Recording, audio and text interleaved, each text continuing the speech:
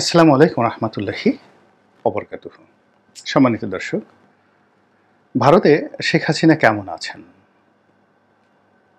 তিনি কি ভালো আছেন এবং তিনি কি ভালো থাকবেন? তার ভবিষ্যৎ কি? এই বিষয়গুলো নিয়ে আমাদেরকে চিন্তা করতে হবে। শুধু আওয়ামী লীগের লোকজন নয়, বিএনপির লোকদেরও চিন্তা করতে হবে। এর কারণ হলো আমাদের যে বৃহৎ প্রতিবেশী রাষ্ট্র, ঘুরে ফিরে তাদের সঙ্গে আমাদের একটা সম্পর্ক রাখতে হবে। প্রয়োজনে ভারতে যেতে হবে, ভারতের লোকজনও আমাদের নিকট আসবে। এবং শেখ হাসিনার জমানাতে যে প্রোটোকলগুলো ভারতের সঙ্গে স্বাক্ষর হয়েছে, এই প্রোটোকলগুলো, এই চুক্তিগুলো, এই বিনিয়োগগুলো, এইগুলোর ভবিষ্যৎ কি এবং এইগুলো নিয়ে বর্তমান যে সরকার, তাদের যে চিন্তা চেতনা এবং সিদ্ধান্তের উপর ভারত বাংলাদেশের ভবিষ্যৎ সম্পর্ক, ভবিষ্যৎ সীমানা নির্ভর করছে। ফলে আমরা একটা মারাত্মক ডেঞ্জার জোনে আছি। এক, দ্বিতীয়ত, ভারত শেখ হাসিনাকে আশ্রয় দিয়েছে কিনা, দেবে কিনা। যদি ভারত আশ্রয় দেয় তাহলে পরিণতি কি হতে পারে?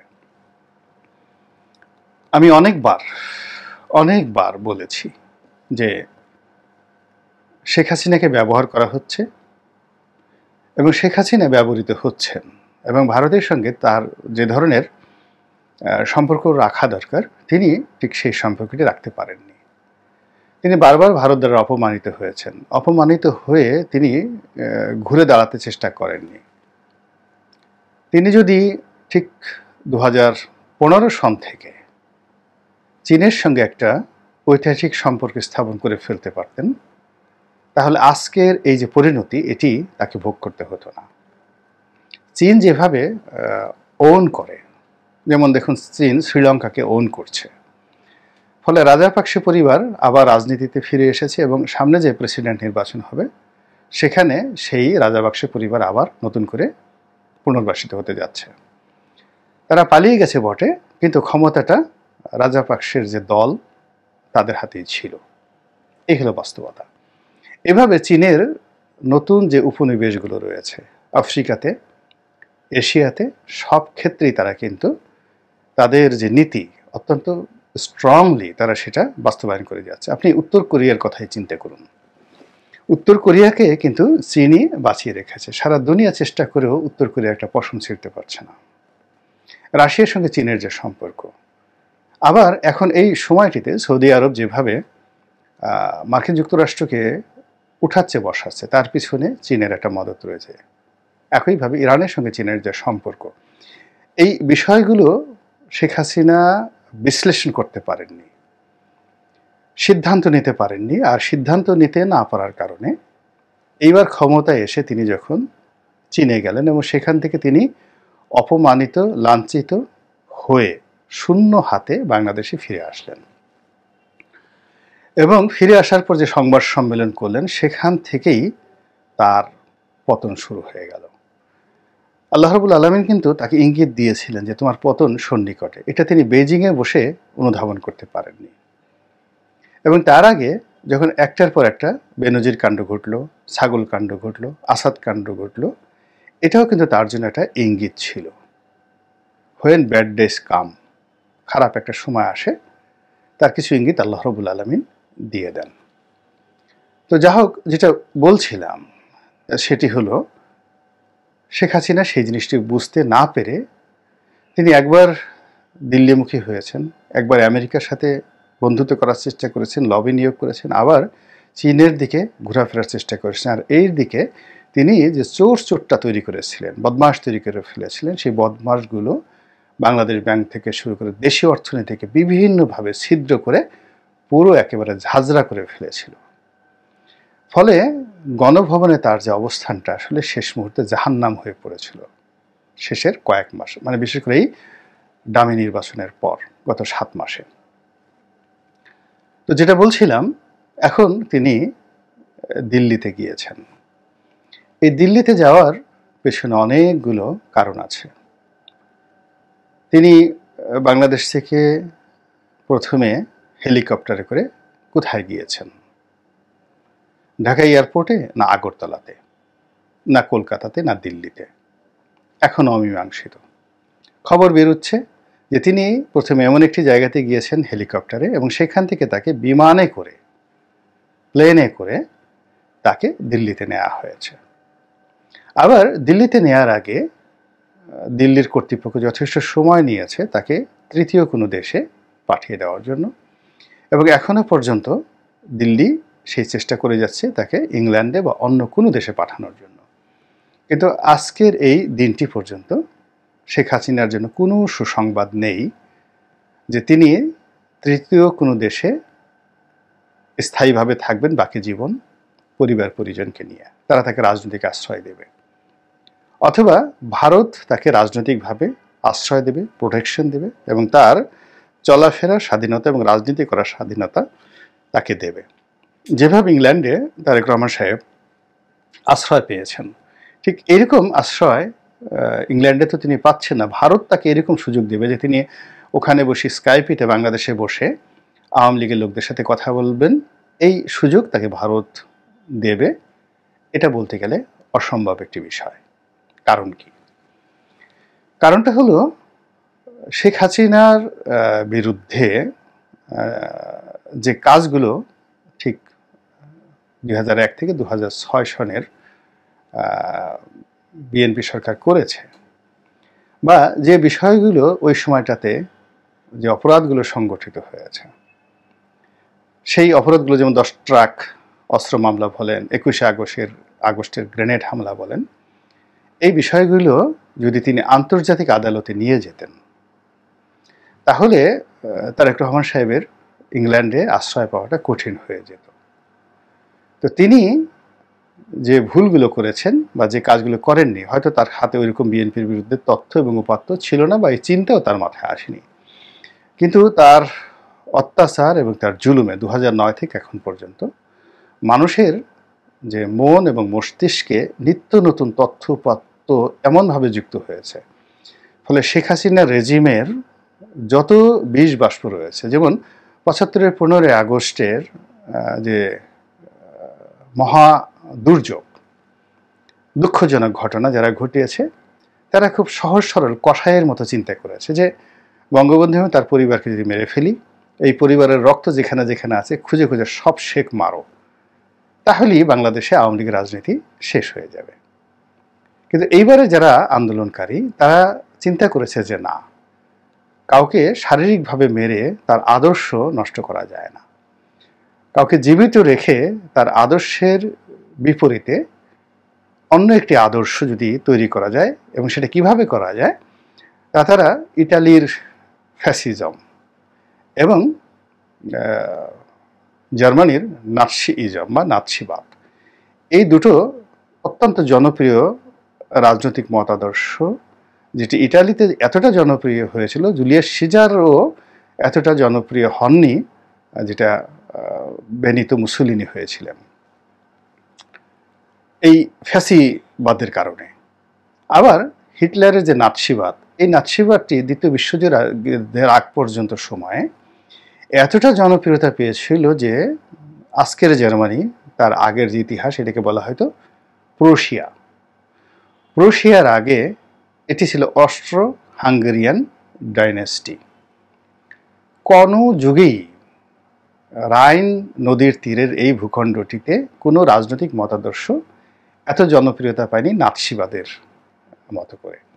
তো এই দুটো মতবাদকে চিরতরে আমেরিকা, যারা বিজয়ী শক্তি, তারা জ্ঞান দিয়ে, প্রজ্ঞা দিয়ে, বুদ্ধি দিয়ে, পরামর্শ দিয়ে ও পুরো সমাজে এতটা নিন্দিত, ঘৃণিত করে ফেলেছে, ওই দুটো মতবাদ আর ওখানে পুনর্জাগরণ সম্ভব নয়। তবে ইটালির অবস্থা আমি জানি না, জার্মানিতে এখনো পর্যন্ত হিটলার সবচেয়ে জনপ্রিয় ব্যক্তিত্ব, এখনো পর্যন্ত। এই বাস্তব সত্যটি বুঝতে হবে। তো বাংলাদেশে যে আওয়ামী লীগ, তাদের যে রাজনীতি, তাদের যে মতাদর্শ এবং শেখ হাসিনার ভবিষ্যৎ এবং তার বংশধরদের রাজনৈতিক ভবিষ্যৎ, এটিকে কাগজে কলমে আইনের মারপ্যাচে দেশে এবং দেশের বাইরে পুরো ধ্বংস করার জন্য সকল প্রস্তুতি এই দেশের সিভিল সোসাইটি, দেশে এবং দেশের বাইরে অনেক পক্ষ সময়ের সেই জিনিসগুলো রয়েছে। ফলে সামনের দিনগুলিতে আন্তর্জাতিক আদালতে মামলা হওয়া এটি সময়ের বিষয় মাত্র। দেশে ইতিমধ্যে অনেকগুলো মামলা হয়েছে, আরও অনেক মামলা হবে এবং এত তরতাজা উপাদান রয়েছে এই মামলার, হত্যাকারী হিসেবে, খুনি হিসেবে। এবং সেখানে অন্তত এই মামলাগুলোতে আওয়ামী লীগের যদি বলা হয় 1 লাখ লোককে ফাঁসিতে ঝুলিয়ে তাদের মৃত্যু কার্যকর করতে হবে। আওয়ামী লীগ জামাতের নেতাদেরকে ফাঁসিতে ঝুলিয়ে মনে করেছিল যে বিরাট কিছু করে ফেলেছে। তো জামাতের কয়জনকে ফাঁসি দিয়েছে। এখন যে হত্যাকাণ্ডগুলো ঘটেছে, সেই হেফাজতের সময় যে ম্যাসাকারগুলো হয়েছে, বিডিআরের যে কিলিং হয়েছে, পিলখানা কিলিং, সেটি, আর এই যে ছাত্র জনতার গণ অভ্যুত্থান, এই সময়টিতে যে প্রাণহানি হয়েছে, সব কিছুর যে তথ্য প্রমাণ রয়েছে, ডকুমেন্ট রয়েছে, সেই ডকুমেন্ট ব্যবহার করে আওয়ামী লীগের 1 লাখ লোক, কম করে হলেও 1 লাখ নেতা কর্মী, আমলা কামলা, পুলিশকে ডাইরেক্ট ফাঁসিতে ঝুলিয়ে মারা, ফায়ারিং স্কোয়াডে মারা, এটার কোনো বিষয় না, আইনগত বৈধতা রয়েছে।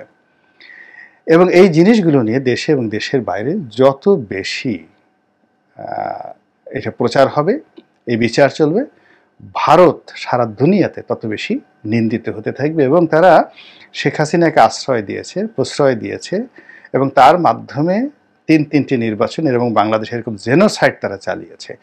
বিশ্ব রাজনীতিতে ভারত রীতিমতো এক ঘরে হয়ে যাবে এবং আমাদের এই ভূখণ্ডে রীতিমতো নিষিদ্ধ হয়ে পড়বে। এবং ভারতের থিঙ্ক ট্যাঙ্ক যারা রয়েছেন তারা এটা খুব ভালো করে জানেন। এবং ভারত যদি এই বিষয়টি নিয়ে বাড়াবাড়ি করে, তাদের এই 7 সিস্টারগুলো তাদের হাত ছাড়া হয়ে যাবে উইদিন 1 থেকে 2 বছরের মধ্যে। অর্থাৎ এখানে যদি বর্তমান সরকার চীনের সহযোগিতা নেয়, তাহলে ভারতের 7 সিস্টার ছিন্ন বিচ্ছিন্ন হয়ে যাবে, কিচ্ছু করার থাকবে না তাদের। তো ভারত এই বিপদ কিভাবে বুঝতে পারে, এটা ভারতের এই সময়টিতে যারা থিঙ্ক ট্যাঙ্ক রয়েছেন তাদের কিছু আলাপ আলোচনা, সাক্ষাৎকার যদি আপনি দেখেন, খুব স্পষ্টত আপনি বুঝতে পারবেন what is going on their. তো সেই কারণে ভারত থেকে শেখ হাসিনাকে যত দ্রুত তারা বের করে দেওয়ার চেষ্টা করবে।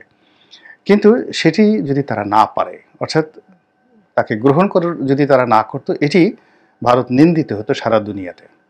কিন্তু তারা সেটা গ্রহণ করেছে। এখন এটি বর্জন করার জন্য এমনকি তারা সর্বশেষ চেষ্টা করবে একে ভুটানে পাঠানোর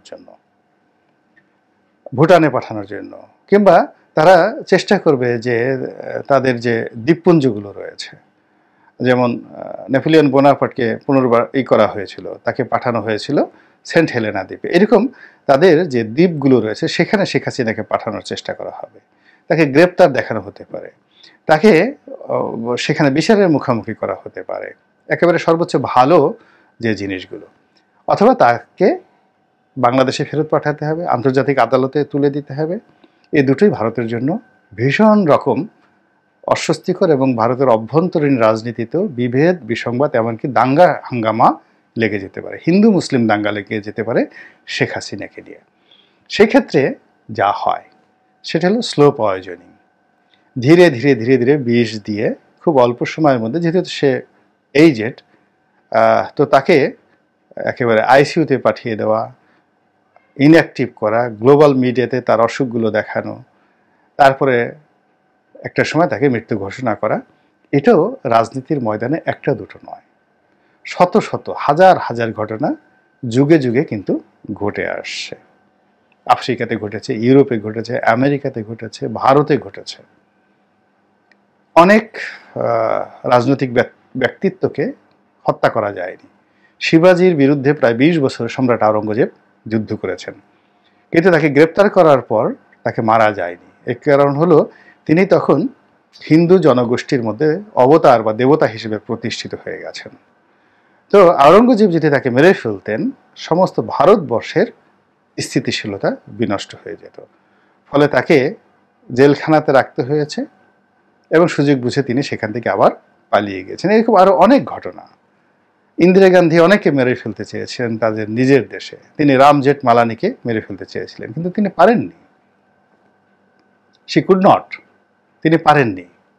তো কাজেই এখন এই যে শেখ হাসিনার জীবন নিয়ে, তার বেঁচে থাকা নিয়ে ভারত রীতিমতো অসহায় হয়ে পড়েছে, এবং সে এখানে কোনো রকম মানবিক, রাজনৈতিক বা কোনো কূটকৌশল দেখানোর তার সময় নেই। এখন ভারতকে তার নিজের পিঠ বাঁচানোর জন্য লড়াই সংগ্রাম করতে হচ্ছে, এবং সেক্ষেত্রে শেখ হাসিনা তাদের মাথার উপর একটা বোঝা হিসেবে রয়েছে। আল্লাহ ভালো জানেন। আল্লাহ আমাদেরকে রক্ষা করুন এবং হেফাজত করুন। আসসালামু আলাইকুম রহমতুল্লাহি ওয়া বারাকাতুহু।